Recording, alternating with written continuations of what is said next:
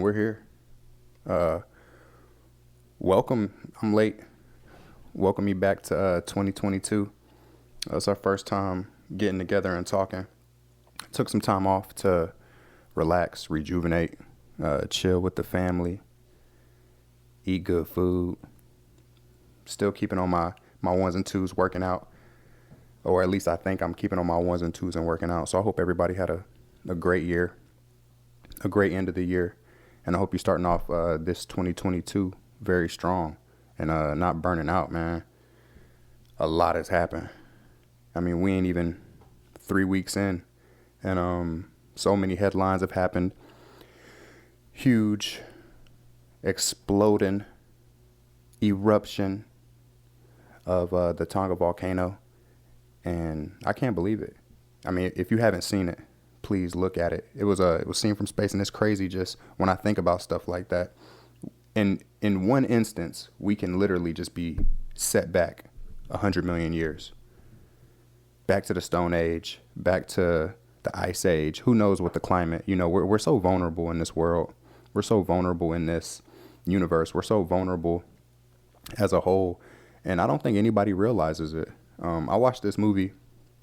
I think it's called Don't Look Up. Leonardo DiCaprio, Jennifer Lawrence. It's a Netflix original, but it kind of hit it on the head where we really don't understand what's going on. And in terms of when a real emergency is happening, I don't think we're equipped to handle anything because it's out of our control. We don't really have control over Mother Nature. We don't really have control over how strong and powerful this world really is.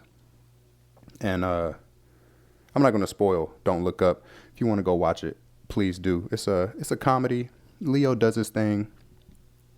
But it just goes to show that even in the need of everyone needs to be together, there's always that push of financial gain, financial superiority that's always going to be the forefront of people's mindsets when it comes to the unknown. Everyone's always trying to capitalize, you know, just how we're trying to capitalize on what could possibly be in the metaverse. And things like that. But just wanted to talk, you know, on this episode about effort and what it really means to give effort. And I know everyone's all caught up now on what happened with Antonio Brown. Left in the middle of the game, took his pads off while the game is going on the field. Like, they're in between plays. He's in the end zone, no shirt, throwing it to the stands, waving at the fans over a dispute that he had with the head coach. And who knows the real ins and outs of that argument. What people have been saying is he was on a certain amount of catches to get an incentive in his contract, and he had got pulled from the game. And he felt that they were trying to stop him from getting his money. We don't know. It's just speculation. But I know a lot of players that's happened to over the years. We've heard stories that when a player is about to hit or eclipse a benchmark in their contract to get some incentive money, the coach will either like not play them or will pull them in the first half and, you know, make them sit so the team can save some money based off their incentives. It's a grimy business. Everybody knows it. But at the same time, it's still a beautiful opportunity, and everybody knows it. And it's just a catch-22. It's a double-edged sword when it comes to making a lot of money doing the things you love to do. We see it happen in the UFC with, you know, fighters pay and fighters that are trying to, you know, kind of give more leverage in their contracts. And when you're a big machine like the NFL, the UFC, when you're number one, you really have all the leverage. The players can be replaced. You know, if Francis Ngannou doesn't fight for 2-3 years, UFC fans will forget about Francis, and whoever the UFC puts up in that heavyweight position next will be that next guy. You know, for a long time, fair weather UFC fans or fans that just fight when they see a familiar name, they really didn't know that Stipe was such a dominant champion and such a great champion. And when they did see Stipe, he was brutally knocked out by Francis. So it kind of puts him on the back burner, and you kind of understand why Stipe, who is a world-class athlete, has a second job, being a firefighter. And a lot of these UFC guys, you hear when they get a performance of the night bonus, some of them are so excited because they tell themselves and they tell their fans that now they can fully focus on being a professional fighter. They don't have to work that second job. But back to Antonio, he quits mid-game, and I know a bunch of friends that have just either not shown up to work and quit or quit mid-shift because it just wasn't worth it to them. And when something's not worth it to you, are you willing to put in that effort? I don't think so. You only put in effort when things are worth it. And when something's not worth it, you're not going to put in that effort. Effort takes energy. A lot of the times we tell ourselves it's energy that we don't have, right? But when it's something we want, we have all the energy in the world. When you first start dating a girl, or you first get intimately involved with somebody, and everything hasn't went all the way, y'all haven't been romantically intimate in that physical sense yet. What happens? Trying to win her over. She's trying to win him over. He brings flowers. She wears lingerie. She cooks or does things that people can't maintain. Sometimes high level of effort can't be maintained, which is why you got to take breaks from it. Professional sports, they give them off season because that level of effort that it takes to become a champion, that level of effort that it takes to maintain a state of the top of the food chart, performing, and it's too much effort to maintain constantly. The only thing that can do it is almost machines, but even machines need an oil change. You leave oil too long in a vehicle, it's going to get dark, thick. It's no longer going to keep that engine cool, and it's going to burn up all that oil. You're going to see black smoke coming from the exhaust. Nothing can maintain a high level of effort without taking breaks. So breaks are good. You shouldn't listen to those narratives that say, no days off and all gas, no breaks. That's self-destructive mentalities, and it's often spoken by people who really don't know about giving that type of effort at that high of a level. You will burn out. You will break down. Your body can only take so much, but the mental, you can continue to tell yourself that this isn't going away. You can tell yourself, we're going to take a break and then we're going to get right back after it. So I just completed my first marathon. It's something I've been wanting to do since I started running this year, running last year rather. Started running last year. I had these little goals that I wanted to see if I could do it, and I had a little job event. We had a turkey bowl right before Thanksgiving. We played flag football, but I had scraped my knee up, and for whatever reason, from November to about 2.5, 3 weeks later, my knee was not healing. It kept, I thought it was infected. It just wouldn't heal. I was cleaning it every day, and it was not healing. And so come time for the marathon, I'm feeling good. I think I'm okay. I had took some time off a little bit from like running every single day. And because I destroyed myself during the turkey bowl, we started early in the morning, and I think we went for about 6-7 hours, but it was game after game after game.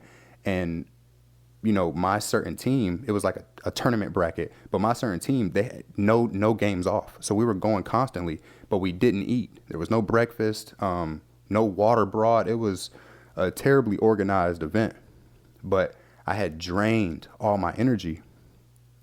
My legs were dead. I began to cramp. My knee was scraped up, and I was in bad shape. I was so cramped up when I would sit down in a position, I would cramp up. So I had like a 30-minute drive home, and that was It was an experience. So my legs were super sore where I had to like grab my legs and kind of like pull myself out of bed because I was so sore. I really couldn't move in a fluid motion at all. And that lasted for maybe like 5-6 days. I was sore, so it was crazy. And I don't take many breaks of physical activity and getting after it. So for me to be this sore, it really woke me up like, oh man, I should probably do way more than just my regular long runs and cardio. I should start, getting back on my calisthenics and strengthening my muscles some more. So the marathon comes and I'm kind of excited. I'm really chill because I've been running so much, accomplished all these personal goals for me running and becoming a new runner. I felt confident. So boom, we take off. I was a little bit bummed because it was supposed to be this huge like fireworks display.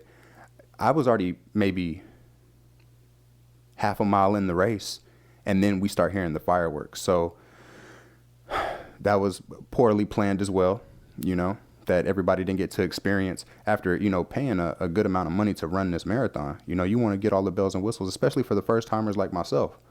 But around like mile 14 or 15, my legs cramped, like they were just like stuck in stone, and it meant so much to me to finish. There was not a question about how much effort I was willing to give to continue on and finish that race. So those who don't know, a marathon is 26.2 miles. I was cramping up around 14 or 15. I walked with cramps for basically a half marathon in order to finish because it meant that much to me. If it didn't mean that much to me, I guarantee you I would have stopped. I would have called my lady. Hey, come pick me up. I'm over here. I'm done. My legs are cramping. I had every excuse in the world, every excuse in the world. My armpits were chafed. I had the body glide, but since I had never, ran 26 miles, I didn't know where I was going to be chafing at, During training, I had went, half marathon, 14, 15 miles. But for whatever reason, I was always running in long sleeves. So maybe it stopped my skin from chafing. But for the marathon, I wore like a cutoff T-shirt. So it was just skin to skin, but my armpits were chafing. The insides of my elbows were chafing. Everything else was fine. But those particular points, they were chafing. So I had every excuse to call up, hey, I'm done. It's not for me. Maybe next year, But I wanted it. It meant something to me. So I put that effort in.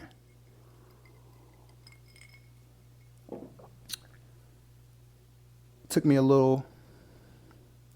maybe a week to recover fully before I started running again. And I've been, easing back in and taking it easy. I took proper time off to relax and let my muscles, decompress and everything like that. But it means something to me. So I'm going to give that effort. What does it mean to give effort for something that you want? You have to take it personal. So many people have excuses. I know you hear them at work. I know you hear them with your family. I know you hear them sometimes from yourself. Because just because you put effort in one part of your life doesn't mean you're going to put effort in other parts of your life. And it's not to say that those other parts of your life aren't important to you. They just aren't as passionately important to you as something that you are putting your effort into, and some people could take this the wrong way. Some people could say, oh, you put effort into being an author or writing a book, but you won't put that same effort into, sitting down and having a conversation with your family, and it's not that the conversation with the family isn't important. It is important. But to that person, they might not have the dynamic of a family to have the conversations that they can fully engulf and indulge themselves into. You know, not every household has the same like minds living in that household. You know, you might have a household where some person is a little bit more on the nerdy, knowledgeable side of what they want to talk about when it comes to current events or nature or anything like that. And then the other person may be more of a gossip side person where they want to talk about entertainment and entertainment news. Those two conversationalists are not really going to mesh well. So you kind of don't want to waste that effort when you have something you're super passionate about waiting on you and waiting on your effort to come back to it. You know, you're not going to be a mute in the house, but it's not going to be a 2-3 hour conversation. Like, you're going to spend those 2-3 hours developing your storyline, developing your character development and things like that for your book if you're trying to be an author, right? So find out what it is to you and go for it. You're going to fail plenty of times, but don't look at failing as life telling you that's not your lane. You got to understand how to know yourself. And it's easier done than said, because when you're speaking about it, you haven't been through those experiences yet. When I first started running, I realized I was hill striking, so I had to change the way I ran. And when I changed the way I would run, I realized that my calf muscles were on fire. My calf muscles were burning. They were screaming. And I could barely walk normally for the first 2 weeks. But I kept fighting through. And even though it was tender to walk on my calves because they were so tight and they were so sore from changing the way I ran from a hill strike to a forefront runner, I pushed through that. And then eventually my calves caught up. And now I can run forever, you know, as in the form that I want to run.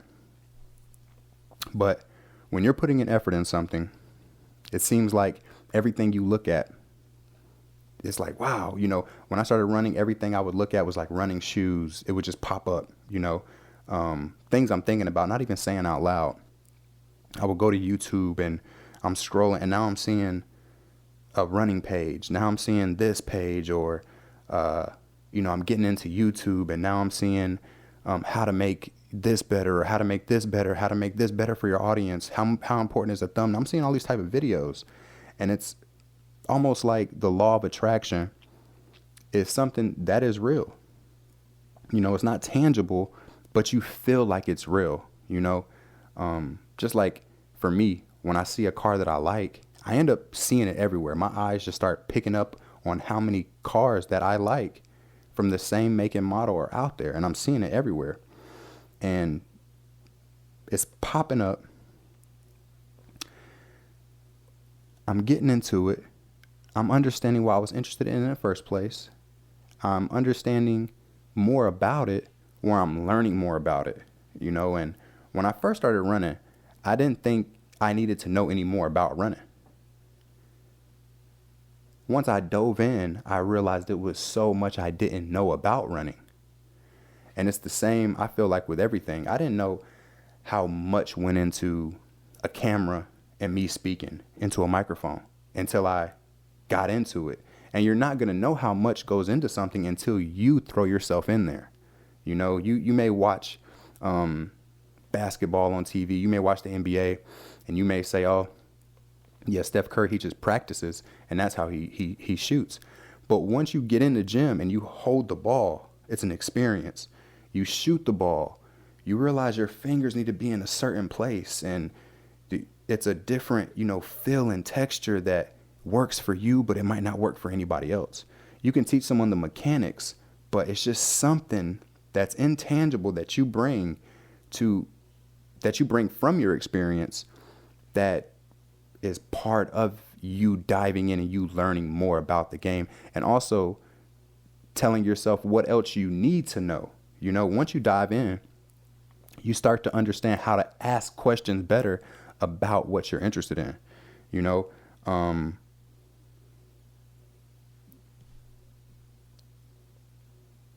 when I think of patience, when I think of longevity, when I think of doing the right thing, and then no longer doing the right thing, the first thing that comes to me is, the golden years of Rome,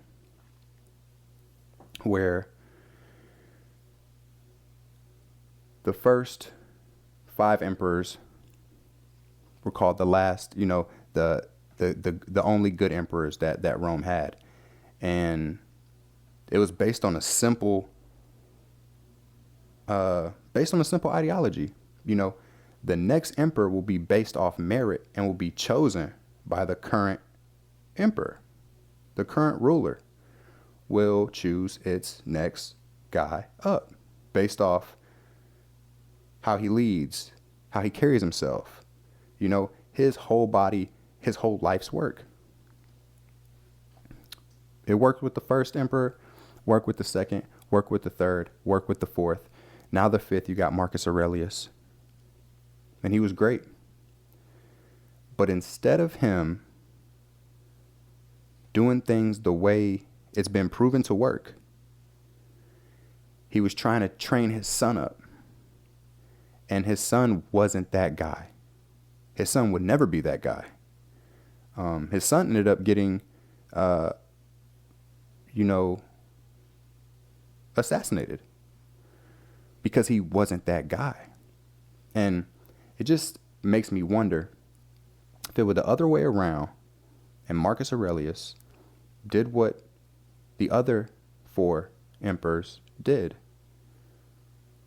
how would it have changed Rome's outcome? Now, I understand the Roman Empire lasted for a very long time, way more than, just 80 to 100 years during the time of the good emperors. But would it have sparked a continuous chain of doing things the right way, where there wasn't so many emperors assassinated, so many assassination attempts, right? And once you're in the groove and you're succeeding with the effort you're putting in, you have to understand that that's what's making you good. Just because you are in shape physically, mentally, spiritually, emotionally, doesn't mean you can do something you've never done before and still expect those same type of results. You can't just, if you only had, a cheat day, you can't get to the peak and say, I'm going to have a cheat month. Everything's going to fall over and you're going to be back at square one, basically. And that's going to hurt your mental more than you think, because now you're in unknown territory where, starting from square one, before you started your journey, you didn't know anything. Now you get to this point where you do know a lot about what you're getting into. You're finding a little bit of success. You're finding fulfillment. You're finding satisfaction in your work. And then you take all that time off. You gorge and you just let loose for too long of a time period. Once you're trying to get back on that bike and go, it's not the same. If you've ever seen the show From Fit to Fat to Fit, those trainers, more or less, they don't go back to exactly the same physique they had in the beginning. It's a show where personal trainers gain a certain amount of pounds, and it's a lot of pounds. It completely transforms them to make them basically unrecognizable. They gain weight to begin to lose weight with a certain client so they can do it together. They show the before, they show the weight gain, and then at the end they show the after. And from the episodes I've seen, the physique at the end, once the trainer goes back to being fit, it's very, it's slightly different than the original fit personal trainer that they showed in the beginning. And most of these trainers have never put themselves in a position to be that type of weight, to be that type of body type, period. So they don't know really how to react to it. You know, it was one, he wanted to gain 66 pounds. Once they started working out again, he was sneaking eating Pop-Tarts during the workout phase because he had brought on new bad habits during that long time away from doing everything that made him who he was in the beginning, right? So if you're going to put effort in, remember why you're putting effort in. Remember, it's not easy. And when you get to a point when you're successful with who you are, what you think about yourself, maintain your effort. You can take breaks and relax, but take breaks smart and health-wise. Take breaks like you care about yourself. Always make it easy for you to get back on top again, and that your breaks aren't self-destructive. Your breaks are self-caring. You know what I mean? And if there's a book that you should want to read this year, I highly recommend Harvey Diamond's book, Fit for Life. It's not a book that completely turns your world upside down. It's not a book that completely makes you stop the things that you're doing that you love. It's just a book that carefully manages every little thing that you do that you can do easily, and you can start feeling better about yourself. I've started reading this book with my lady.